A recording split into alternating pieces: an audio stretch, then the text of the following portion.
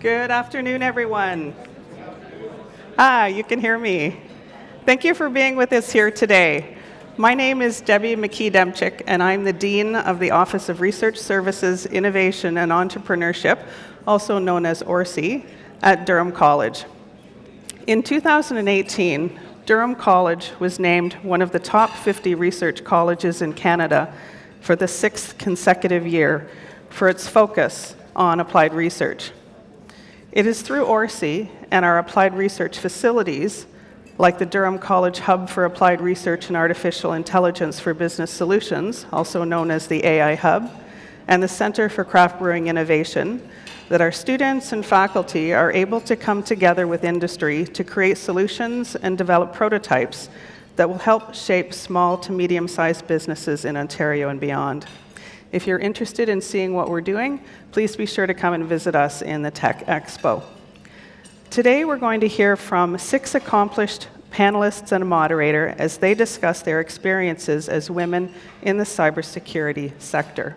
As an academic institution committed to encouraging diversity and gender equity in technology, we are proud to have seen a steady increase in female enrollment across many of our information technology and computer programs over the past 5 years. Within ORSI, we have close to 30 women faculty and student researchers who are engaged in tech and applied research. From machine learning experts to software developers, the pool of talented women in technology at Durham College is certainly growing. While many women are pursuing careers in these sectors and finding great success, there is still more work to be done to create an environment that all women can see themselves in. According to Cybersecurity Ventures, there will be up to 3.5 million job openings by 2021, but women make up only 20% of the cybersecurity workforce. Through panels like this one today, we can continue to encourage and increase representation within cybersecurity, not only for women, but also for people of color, Indigenous peoples, and those with disabilities. So it is my great pleasure to introduce to you our Women in Cybersecurity panel today. Our panelists include Bonnie Butlin, co-founder and executive director of Security Partners Forum.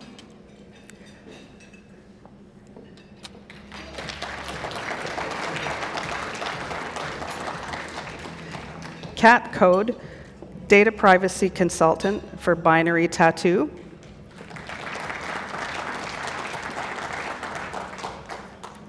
Andreasian, former director of IT for Women's College Hospital. Adriana Gliga-Belavic, partner cybersecurity and privacy for PwC Canada. Olivera Zatezalo, chief security officer for Huawei Canada. And finally, our moderator is Rushmi Hasham. Rushmi is director of certification and training at Ryerson University's Cybersecure Catalyst. Please give our panelist and moderator a warm welcome. Thank you so much, Debbie.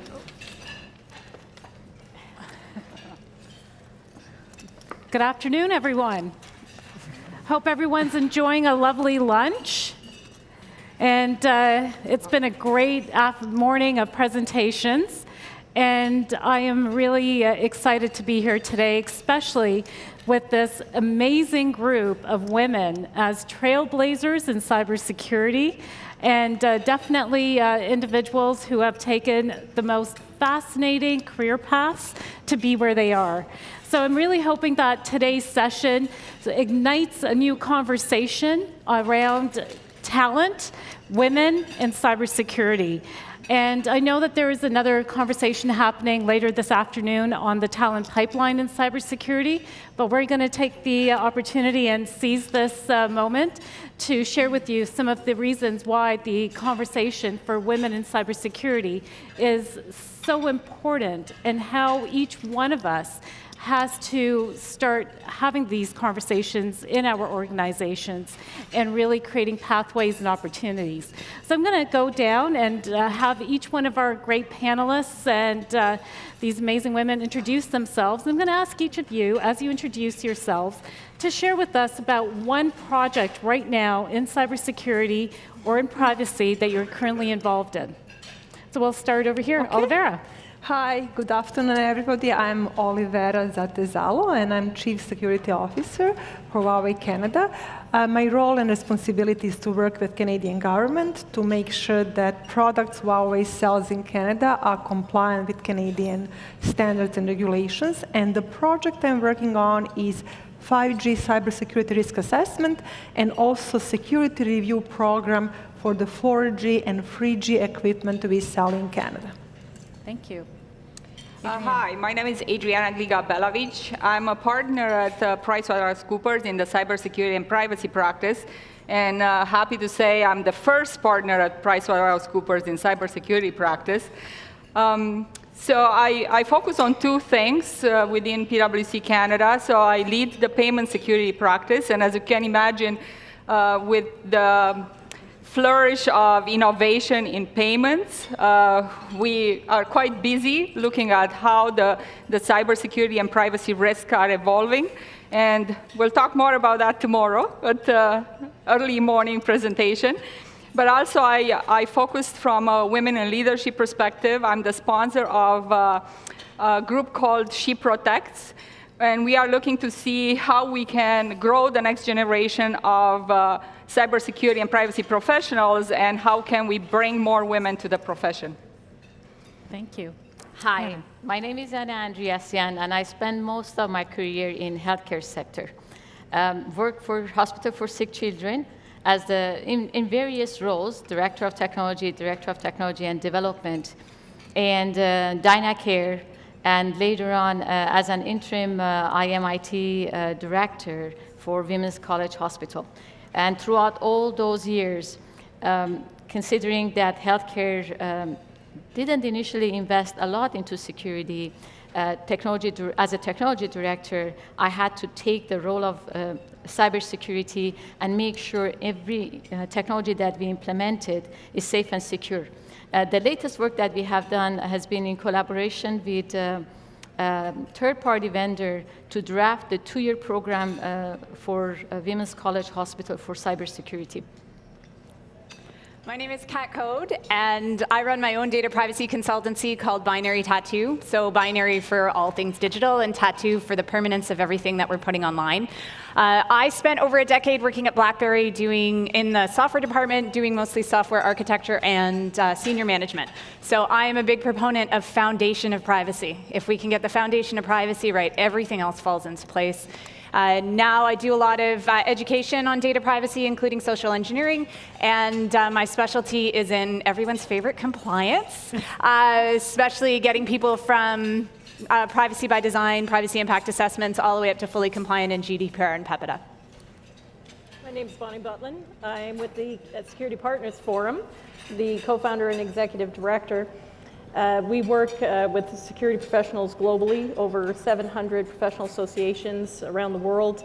One of our sub-networks is with SECRA, the Women in Security and Resilience Alliance, which now works with over 50 women in security groups internationally.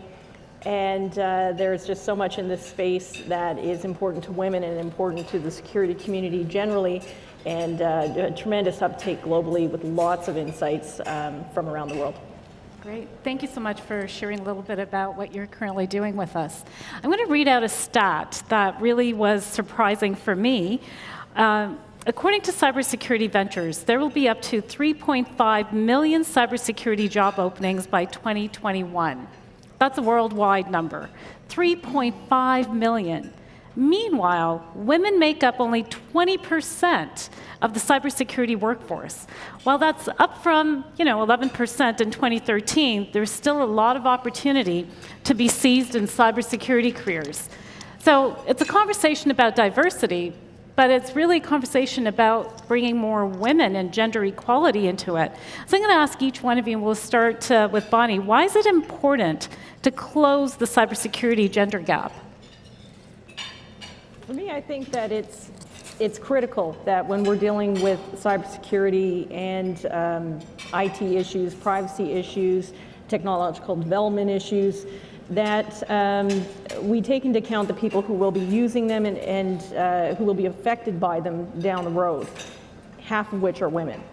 So it's difficult to develop technology and policies and programs and legislation, insurance frameworks, compliance frameworks, if you're not taking into account how it will affect everybody involved. And so you need those insights upstream so that you don't have problems downstream. It's absolutely critical in my mind. Not just women, but taking into account everybody that will be affected and making sure that's reflected up front. Kat? Same thing. I mean, perspective. There's been a lot of talk today about AI, which I'm sure will come up again. But if we're plugging algorithms into things, that bias that's going into that algorithm, if you don't have a diverse group of people who are actually setting up the training for the algorithm, then your algorithm just doesn't work. Great. From my perspective is also economics. It totally makes sense. For businesses, if half of the population is not involved and they have openings, doesn't it make sense to get them involved? I mean, that's beside diversity, that it's extremely important that you get perspective of every person that has a different look and different angle to it, and maybe even different alternatives. In my mind, it totally makes an economic sense to ensure that more of the women are involved. I guess from my perspective, being in this business for a while, what we see, the attackers don't differentiate if they hire women or men. So why would we, and why wouldn't we use that insight and that knowledge of the women as well in our teams? So I think it's just about hiring the best candidates that we can get to fight the crime on the other side. Same here. So for me, this is not men versus women.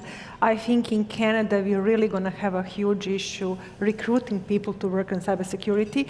And I think we all need to recognize, because these are very sensitive and critical roles, we cannot import people from outside of Canada to work in cybersecurity. They need to have a traceable history in Canada to work on these critical roles.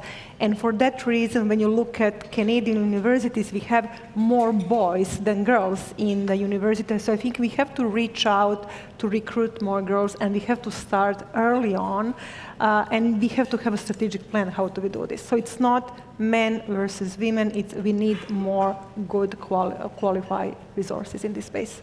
Olivera, I'm just going to ask you for a minute to expand on a comment that you made, and that's traceable history. Yep. And what is the importance of traceable history in Canada for a career in cybersecurity?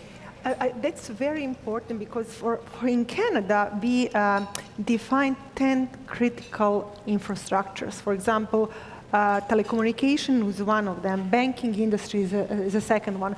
So in order to hire people to work on cybersecurity in this critical infrastructure, they need to have a secret clearance. In order to have a secret clearance, you have to have 10 years traceable history, to have to be in Canada for 10 years. So that's a fact. And I think that's very important to understand. And this is a challenge that we have across organizations when we try to hire people for these critical positions. Like they need to have a history in Canada. Also, they have to be willing to share their private data, their financial picture, information about their parents, grandparents, to be able to get that. Great. So it takes time. Thank you for sharing that.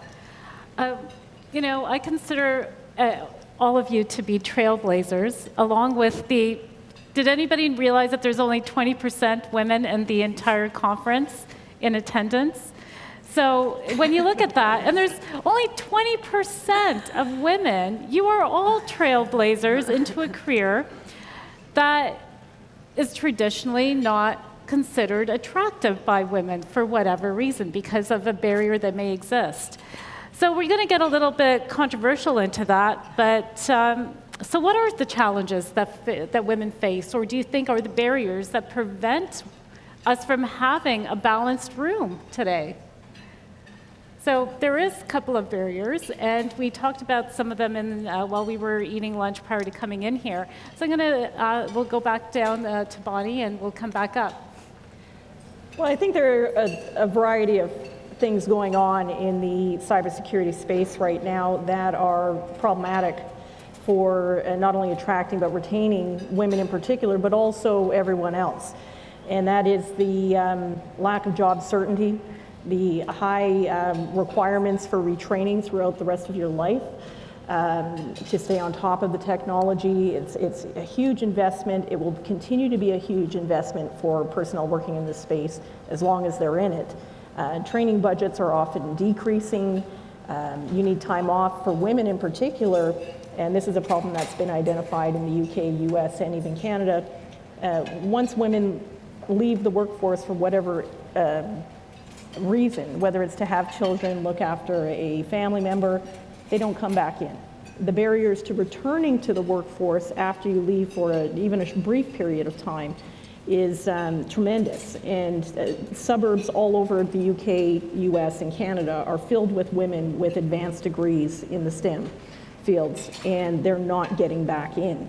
It's very difficult. The attraction for hiring the next crop of students directly and often preferably the youngest students is really a barrier to not losing that talent that we should be retaining quite easily and taking advantage of, I think. Yeah, I mean, it's a pros and cons thing with our wonderful maternity leave in Canada.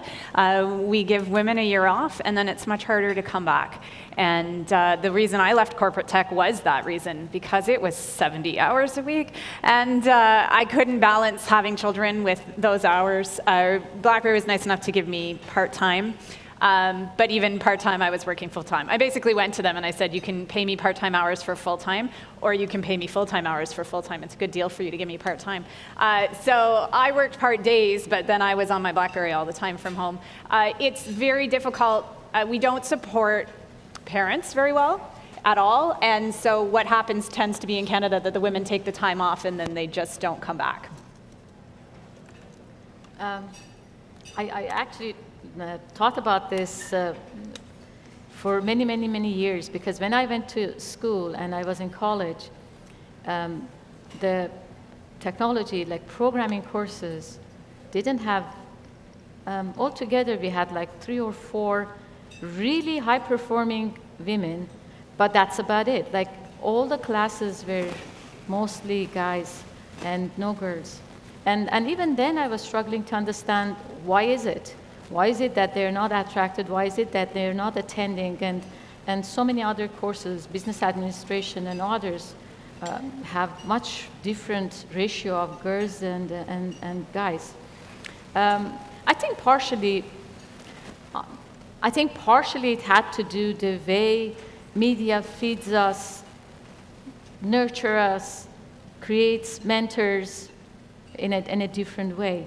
I haven't seen, or lately it's much more, but women mentors, role models that actively advertise cybersecurity, technology. At the end of the day, everything that we do today, it's going to change. Everything that we're doing today, we think it's a revolution. It would be another evolution of digitization and AI and everything else.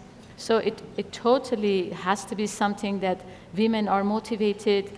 They through all the kind of medias, they're encouraged to participate.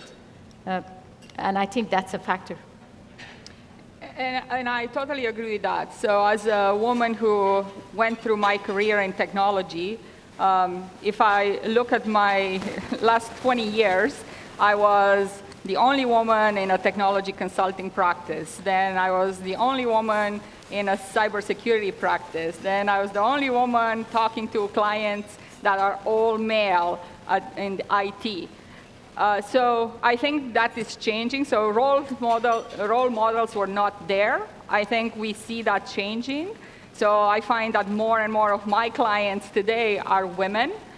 But I also think that some of the challenges are creating the awareness with our colleagues and to bring the women with them. So a very interesting story. One of my partners went to a meeting with a client, and he brought 4 of our male colleagues to that meeting. And when he got there, he realized he was sitting across the table from 3 client women.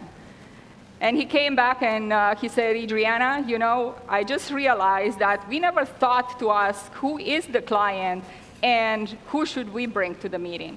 So creating that awareness and getting our colleagues to actually see the bias that they put towards women sometimes, and creating the support for the women to develop in the skills and develop through organizations. I think that's one of the challenges that we still all have to work to solve. Yeah, same, I agree. It's a work-life balance and question of priorities. And I'm happy to say with the time it gets better. My son is right now at university, and he's happy not to have me at home. He's happy to have my car, so it's get better. Which is good. Yeah. So, you know, we all agree that diversity is good. We need diversity in our business. We need diversity throughout our organizations because it's reflective of the community. Diversity brings new ideas and new thoughts, as well as each one of you touched on role modeling and not having a role model to look up to. Well, without the role models in place, what advice would you give to, you know, any one of us that's in the room, but also to the women? And how do we begin, you know, continue our career paths, and how do we get into that, into cybersecurity as a career when we don't have enough role models to look up to? Who are the role models? You want to start with me? I'll start with you. Okay, so I think mentoring and networking is very important. The fact is we don't have enough senior women in cybersecurity, so we don't need to look for the woman to be our mentor. We can actually reach out to somebody who is very different, but who is able to motivate and inspire us to step out of the comfort zone, and who is able to inspire us to bring the best out in us. So my advice would be, don't look for the woman. Look for somebody who has leadership skills to inspire you. Great. Yeah, and I will echo that. So I think mentoring and sponsorship is very important. So looking for people who might be interested to work with you, to see the potential in you, and then those people could be your supporters when you are not in the room. So I know we talk a lot about what is a mentor versus a sponsor, but I think women need to find more sponsors, those ones that will talk about them when they are not in the room, that will identify opportunities for them to move up, get more responsibility. Great.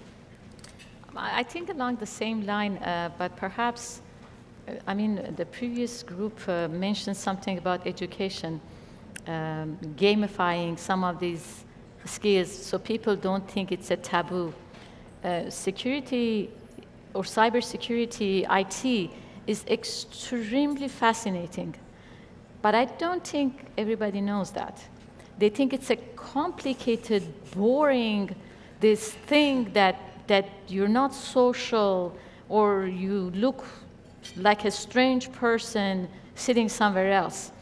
I think we just have to educate them, bring them along, sponsor a hackathon for women, I don't know, something that would grab their attention, bring them over, and shows them that it is fun, a lot of fun, and you really can get engaged. That message needs to go out. And there's a lack of role models, I think, in people's small spheres. LinkedIn is really underutilized this way. I mean, if you go on LinkedIn and you search for women, all the women on this panel are on LinkedIn, look for people and connect with them. And often people will connect back with you if you send them a real message. Please don't just hit connect. But if you send someone a message and ask to connect them or follow them, then you can always find role models that way as well. The really epic mentorship relationships take years to develop. And to truly learn from somebody, and it's not to say the short duration Student placement, mentorship pieces are not important. But the really valuable historic mentorship relationships are longer in duration, and it's very difficult for that to happen in an organization that is exceptionally lean and always looking to efficiencies, and particularly in a field where automation is making that even more challenging. So I think particularly, and it's not just for women, but women are affected by this a lot, is that mentorship relationship over time, to really invest in your people and not succumb to the gig economy. The other issue that I've really been concerned with lately is the way that the sector is going generally towards liability insurance claims, mass breaches that are falling on the heads of the CISO and everybody underneath them to find out who dropped the ball. And particularly for women, when women fail, they fail big because it's perceived as, wow, did she really screw up? And that can be a career ender. In IT and cybersecurity, that can be a real disincentive for women to go into a career where the failures, even if you do the best you can and you do everything right, the failures can still be catastrophic because the enemy gets a vote in terms of hacking and breaches and leaks. So we have to make sure that, not just for women, but for everyone, we have some support for our cybersecurity community, that when something goes disastrously wrong, that number one, we don't chase everybody out, and particularly women who are in a leadership role that will be judged even more harshly in many cases, but that it doesn't deter entry and retention in a very high-risk industry. Bonnie, I really like that, what you just said. I've never heard that positioning before around risk and failure and women and how we react to that, or how it's perceived when we do have a failure on the job, if there is a breach, and what happens to our careers. And you said about creating a community around that to protect the women. Is that what you're saying? Like, what are you proposing? Like, how do we rise from that? Protect women and protect the profession and everybody operating in it, because for example, as governments, for example, rely more on insurance. There were 35 cyber insurance providers in the US, for example. Very difficult contracts to read, very difficult to understand, even when you're covered. The restaurant chain, PF Chang, I think it's called, had a $1 million range insurance policy. It didn't cover the breach of their credit cards numbers. So their policy was useless, even though they had this fantastic cyber insurance policy. Sony, another great example. Sony was sued by their own team because they advised against the leadership accepting risk in the Sony hack. They accepted the risk anyway, despite the best advice of their people. Their people now have an $8 million lawsuit against the senior leadership in Sony because they didn't take their advice. And if we're getting into the courts with who's to blame, that really is a signal that we have to build out these frameworks for liability insurance, performance management, in a way that is going to make this still a not excessively high-risk career choice for people. I just wanted to add, because I think Bonnie was mentioning creating networks and communities. So if you are just starting your career and you really wanted to get involved in cybersecurity, I think that's the best way to do it. Get informed, join communities, join events, because there are so many events now that you could be joining just to get more information what it means to be in this profession, but also to get support for getting into the profession, having that support if something happens, or just run ideas by others that might be in the same situation, might have had the same experiences before that you can relate to. And if I could just add one more point, and this is a problem that is being encountered in the military, law enforcement agencies as well, is very, very talented female members burning out at about the 20-year mark. And I worry that this may creep into the cybersecurity space as well, because having known many fine members of the armed forces and law enforcement, what I'm repeatedly told by women in these fields is we've had to overcompensate all these years. We've had to work twice as hard. We've had to be twice as educated, twice as this. That shortens your career in many cases too. And so I'm hoping that it's true, the military and law enforcement are dealing with this issue and trying to rebalance this out in many cases, many organizations. But I hope that we can learn from that within the cybersecurity space before we get into that position. And I think we're particularly at risk in cybersecurity because it's just not good enough to have a computer science degree. They want the engineering, or they want the forensic investigation background. They want a whole range of backgrounds. And that's just prone to burnout if you're doing this over a career to keep up with the technology and the changes. Yeah, I think that becomes a big challenge, is keeping up with the technology as well. And if we're taking time off for our families or trying to strive for balance, it becomes a challenge definitely to keep us in school. With several minutes left, I'm going to ask a question that rarely ever gets asked of most professionals, but I think we're going to have a little bit, what is it that you really love about about being in cybersecurity? Because each one of you is so passionate, and that passion comes from somewhere that's kept you going into this career, and that passion is so important to be articulated today because it demonstrates to us how important the field is, but also for each one of you as well in your career trajectory. Start with Olivera. So definitely passion is the number one. I really love connecting and working together with all these people in cybersecurity because that's the reason we are here. There is always something new to learn or new problem to chase. Another aspect that I really loved in my new job is the global aspect. So right now I'm part of the organization that has offices in 170 countries, and I attend these global conferences. And actually I have friends around the world. I travel to South Africa or to Rome or to Australia. I have a friend who is my coworker.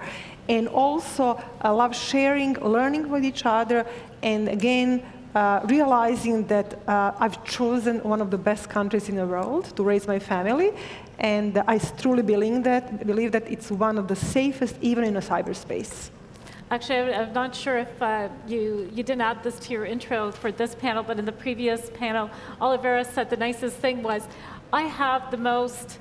What kind of job? Oh, it's the toughest cybersecurity job in Canada, maybe globally. Yes. So she does. She's on the hot seat every day, but for her to retain that passion throughout all of that is remarkable. I loved big issues, and definitely I have the biggest issue right now. Adriana. Oh, I guess for me, I was always interested in technology. I love the changes.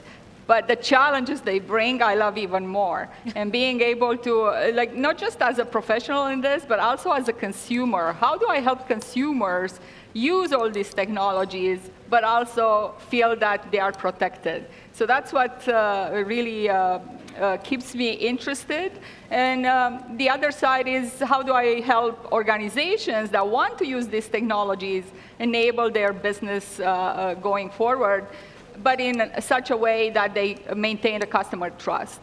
Great. For me, because I wanted to do my job really well with quality, cybersecurity was absolutely essential. However, I love cybersecurity because I love challenge. I mean, that's something, maybe a drawback of me. I went to this security course. I sat there, the guy brought a lot of puzzles and stuff, and I grabbed them all, and I thought, and from that point on, I didn't listen to any word that he said. I was sitting there doing the puzzles. And one of them I didn't finish. I took it home. I said, I'm going to just look at it to see if I can figure out how is this done. And I seriously, in my brain, I tried to work it out and work it out. That's why I say cybersecurity and IT are the most interesting field that somebody, in my mind, somebody can be. So it comes from my desire to challenge myself, and it is very, very fascinating. Okay, I love it. Problem solving and technology, because it's a theme. For me, it's also education, and I'm kind of preaching to the converted in this room, but as everyone knows, cybersecurity covers a really wide breadth of different things. I think there's probably 20 different factions of cybersecurity, from high tech to education and everything in between. And so I love the ability to come into a company and explain to them all the areas they're missing. But really, just to show them all the different parts of privacy and security and cybersecurity, and where those pieces fit together. And for me, it's just been inescapable over time. I never started off in tech. I'm still not a techie. But when I started in nuclear containment theory at the end of the Cold War, of course, it played into the missile considerations. Ever since, it's been creeping into, when I got more into military issues and intelligence, national security, of course, it's all over these areas as well. International law is developing so much along different lines of international law. But it's affected by cybersecurity as well. We have the Tallinn Manual and a number of other different efforts to try and get this into the mainstream. It's all a moving landscape, but it all keeps coming back to technology, even emergency management, the use of drones, AI, natural disasters, micro UAVs. It's endless, and you can't escape it. So for me, it's more of an urgency issue of we just can't do without understanding it at various levels, or at least how our colleagues and all the other pieces fit together within this, and which direction it's going. And just as a final point, when you look at how, for example, the Russian government is looking at their foreign policy and their military strategy and doctrine, and they're building it right into their documents and their law, that we will include cyber right into what we do on a daily basis, it really is not something we can avoid as larger societies. So much passion for cybersecurity, and knowing that each one of you did not start your career originally in cybersecurity, it is even more interesting to see as to where you are today and the impact that you've had in your corporations, but worldwide as well. And it's absolutely incredible. I think we have a couple of minutes for some questions. I'm going to open it up if anybody has questions of our panel, because I could just keep on going and asking them tons of questions, these fascinating women that are here with us. Oh, we have the mic is coming, the mic is on its way. Hi, I just wanted to talk about young girls and how they feel, because there have been studies that show that young girls are doing really well and excelling at sciences and math, but they don't have the confidence that boys have to enter into these kinds of professions. So how do you feel that we should target that and educate and bring awareness to these kinds of fields for young girls so that they do have the confidence to pursue it, because they have the skills, obviously? Who would like to tackle that one first? Who wants to jump in? Adriana. Take it. So it's interesting. I was part of a discussion about what do we do to actually create awareness for young girls, and how young should they be when we start this conversation. And I was in a global kind of a framework, and in some countries they have started very early on, like first grade. In some countries in kindergarten, because otherwise, if we wait too late to start the conversation and give them the opportunity, not just have a conversation, but bring them into our organizations and give them the opportunities to see and to work along other women in cyber, because that develops confidence. And I think the second part to that also, and I was sharing with my panel just before we came on stage, I was reading an article about we have to tell our young girls to be confident. But I think we need to reinforce that it's good to be confident when they are. Because for some reason there is a tendency to suppress their confidence when they are confident. So we need to be supportive of them as they start early on. And if they are interested in technology, just support them along the way. Great. Kat? So I have young girls. So part of what I find is not emphasizing the girl part of it. Hey, look at this amazing scientist who happens to be a woman, but not saying, look at this amazing female scientist and look at this amazing female astronaut. Just look, hey, look at this great group of astronauts that are there. And then that way they just see the profession as being equal instead of assigning a label to it. People used to always tell me like, oh wow, you're a girl engineer. And I'm like, no, I'm just an engineer. So there's that element. I mean, we are women in cybersecurity. We want to support each other and create a community, but I just want to be a cybersecurity professional in the end of the day. I don't want people to go, and she's a woman, because it plants in the back of your head that there's a reason why we shouldn't be here. Great. There was another question that was up front, right up here at the front. So my comment is more of a comment. In business, do I just need help? Yeah. Oh, talking to. Okay, never mind. I'll sit down. In business, I sometimes think women are harder on women than men are to women. So, not certainly speaking of this panel at all. But being in a position where I was both a manager and somebody who reported to a man, it was much harder to take, like you were talking, fear of failure. When a woman boss, how do I say it? I'm not going to say this right. But I just think in business, I think we need to be almost kinder to our own than we are currently, and I don't exactly know how that shifts. I don't know what it is. I think as women in management, we have this thing that we have to somehow portray, and we don't want the women to make us look bad. So we're harder on them than even a man is to a woman. So just a comment around the whole fear of failure. I also think that it's super important that we start real young with girls, simply because they don't know that they need to be afraid of failure, right? So as they grow up, especially in this day and age when tech is just like having a third arm. It's like, it's not unusual, it's just right there. Everybody's in it all the time. So I'm not sure that there's a real answer to that, but that's just my comment and observation through the years of being in business. And I just want to say something about that. I've heard that comment many times. I think it has been just perhaps a privilege that I worked with in healthcare environment. I worked with women that, like my bosses, extremely powerful women, but extremely passionate.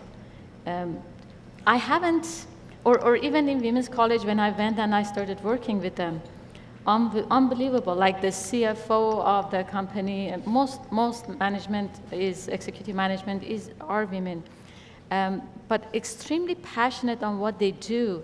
And maybe this is in healthcare, but I haven't seen the characteristic. I can understand if that's the case, because perhaps women try to prove something, but I think that's not a general thing, or at least my experience hasn't been like that. I really had the privilege to work with very powerful women, very passionate about what they did, and extremely passionate about people. So I hope that would be the case for everybody. Yes, I think I am. If I could add to that just briefly, I think part of the phenomenon is scarcity or perceived scarcity of jobs. When everybody is worried that their job is potentially going to be lost, or that there's a limited number of opportunities to move up, humans become harsher on each other, generally. And I think one way, I hope that we can improve this, particularly in this field, is we always hear about the 400,000 jobs available, there'll be millions of jobs available in the future. That's not real to people. If I can't see in my organization that there are, maybe 5 opportunities coming up over the next few years, or if there are, a couple hundred jobs opening up here somewhere, somewhere I can concretely target for, these numbers of millions of jobs in cybersecurity or IT, IM, whatever you have, it's meaningless. And if you want women and girls to go into the field, there has to be a clear pathway of some sort or some framework that they can shoot for. Otherwise, it's almost self-defeating. Well, there are millions of jobs. Why can't you get one? And there has to be some more connectivity in between, I think. And again, not just for women. I think that we really have to, when we're talking about spitting out big numbers of jobs on the horizon, we need to be more clear about what that is and realistic. If that's not the case, if it's just competitive speaking by our country or by companies, we have to parse that out for people who are serious about entering and staying in this field and give them some real numbers that they can count on. That's great. We have time for one more question just here in the front. Hi. So I have sort of not so much of more of a question, but sort of a comment or something like that. Because I've been in business for a long time, and I'm a woman. I have 2 girls. I love to support women in their ecosystem and the environment. And I work. It depends on the environment or ecosystem you're working with. But I find that so a lot of times leadership is an issue, which shouldn't be. It should be encouraged. I think we need to encourage leadership more, especially with women taking on roles. It should be applauded. It should be encouraged. And just to go back a little bit of what she said, I feel for what I've seen in my experience for years in different environments, I see that when men sometimes will take something as a challenge, if they don't feel threatened, if they're working in groups, if they see somebody doing better or whichever, they take it as a challenge to do better. And I find that sometimes, in some cases, women will see it as a threat and they don't uplift each other. And that's an issue. We should be supporting each other and uplifting each other. And the third thing and last thing is women in leadership roles should, like yourselves maybe, should start programs so in a way that leads to encourage other younger women, so sort of the generation coming behind you, and raise awareness as to women's talent, women's involvement in new roles such as cybersecurity or new technology. So it will be something like, if I was in a very high leadership role, I want to create sort of a program within my company or within my community to sort of raise that awareness, to sort of lead that way, to include women and give them exposure and uplift them. That's just. I'm going to make a request to our timekeeper if we can add 5 minutes. I know that we're going to run into the break for a little bit, but I just want one of our panelists to be able to address that around a program that your company might have sponsored for leadership and something that you might be doing either through your company or on the side to encourage women in cybersecurity, but also in leadership and mentoring. So we've got 5 minutes have been added. Who wants to tackle that one? I'll start it. All right. So, I'm fortunate enough that I'm part of an organization that recognized this early on. I am one of the people or alumni of the Women in Leadership program at PwC, which was designed to create the awareness, create the opportunities for women to actually find a path towards the top. So because I was involved in that, I think it became to me more like a responsibility of paying it forward. So because of that, I decided that I need to take ownership of bringing that to the cybersecurity team as well. And I mentioned before, 2005, I was the only woman in the team. We have 25 women in our team today.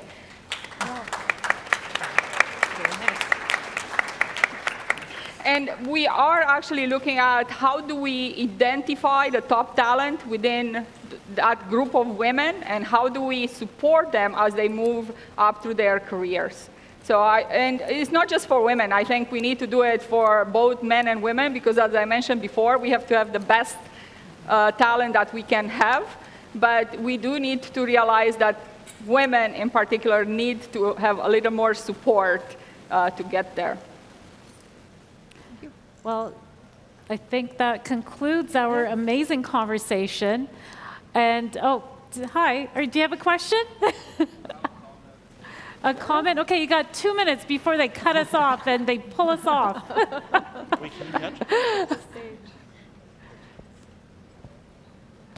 All right, this is more, it's not a question, it's much more of a comment and also maybe an opportunity in case any of you might be interested. So I happen to be teaching a course in Durham College, information security course in Durham College. And just for my last class, I had women or ladies represent 1/3 of my class, which is an improvement on the other years I taught the class. From my experience so far, I haven't really heard back from any of my students saying, or lady students saying that they're now in cybersecurity. But I think the statistics, or the 20% statistics begin to change when they see a lady in front of them for like a guest speaking spot, for example, and saying, okay, maybe one of my classes, you guys can come through, or any of the lady leaders in cybersecurity can come and speak to them. Then that sparks a lot of interest from the ladies in class. So I'm just throwing this out as an opportunity to any of you that wants to come through to my class and speak for 1 hour or 45 minutes. Because the 1/3, if it can spark the interest of 1 or 2 of the ladies in class or the women in class, then that also acts as statistics. And not just my class, also other opportunities, also other colleges in Ontario, for example, that have like a graduate level information security course. Those could be opportunities for reaching out to women in cybersecurity as well. Thank you so much for the invitation to come and speak to your class and also to other educators. I'm sure that any one of these wonderful women, if you approach them, might be able to come in and join that conversation as role models. I would love for you to help me to thank our amazing panelists, these amazing trailblazers who have taken their time to share their passion and their hopes for what cybersecurity's future will look like. Thank you so much to each and one of you. It's been a tremendous pleasure of mine to get to know you this afternoon, and I do look forward to hearing from you all as we continue down this journey. Thank you. Thank you.